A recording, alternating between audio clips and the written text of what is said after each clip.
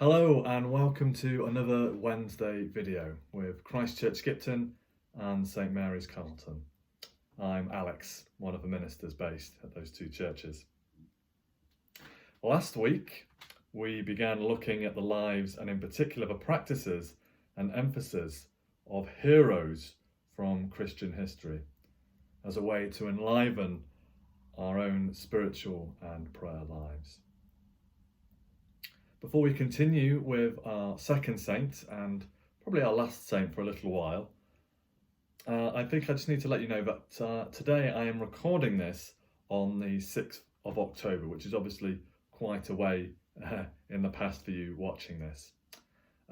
So if I'm not responding in prayer to any particular incidents or things that have appeared on the news, then that's why. Okay. With that little notice out the way, let's turn to our saint for this week, Teresa of Avila, whose date is the 15th of October, which should be tomorrow, assuming I get this up on Wednesday the 14th. Let's begin, as we did last week, with a brief biography from this book, Exciting Holiness, which was published in 2001 by Canterbury Press, Norwich.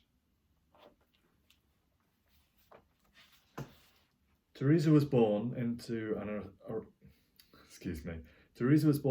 aristocratic Spanish family in 1515.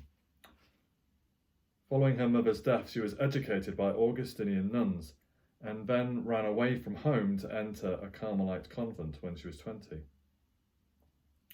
After initial difficulties in prayer, intense mystical experience attracted many disciples. She was inspired to reform the Carmelite rule and, assisted by St. John of the Cross, she travelled throughout Spain, founding many new religious houses for men as well as women.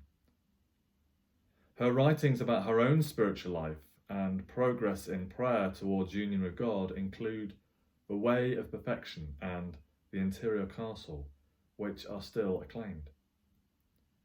She knew great physical suffering and died of exhaustion on the 4th of October 1582. Her feast is on the 15th of October because the very day after her death the reformed calendar was adopted and 11 days were omitted from October that year. So again, that's a very brief summary of the life of this particular saint. And if you want to explore more, there are lots of resources online. It does, though, hint at her spirituality, her particular emphases within the Christian faith. And that is seeking a closer union with God. Here, once again, the Richard Woods book I mentioned last week is particularly useful. Richard Woods' Christian Spirituality, God's Presence Through the Ages, published in 2006, or his particular edition anyway. According to him, Teresa saw spiritual life as a journey in which the union between person and God becomes closer and more intense through a number of stages which is passed through. Now, to be clear, she's not describing a 10-point plan or anything like that. She's merely observing and relaying her own experience. Indeed, for her, greater spiritual union with God was the primary goal in the spiritual life of the Christian. She recognised, however, that in this journey there were obstacles. Chief among them were discouragement, fear, and laziness. To move forward through these and each stage of a journey, one needs bravery, dedication, and persistence.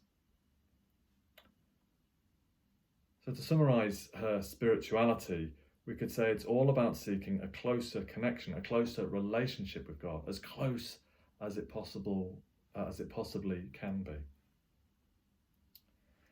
Now, you may wonder how this differs with Francis, St. Francis, who we explored last week. because he was zealous. He was zealous for seeking out God. Well, I think the difference lies in their focus. Francis would seek God in all sorts of places, while Teresa's focus was primarily on prayer. So while Francis would look absolutely everywhere in order to try and encounter God, Teresa was focused on prayer being the avenue for being connected with God.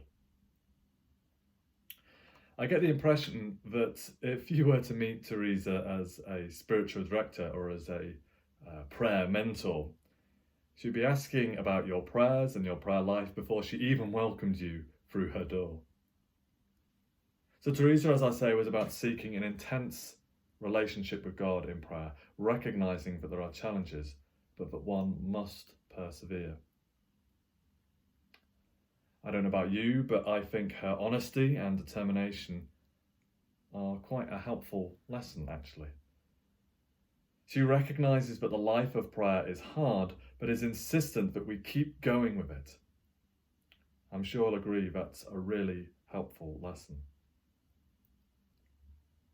I'm going to end with a brief piece of text she wrote, which was found after her death, which somewhat summarises some of the things we've been talking about.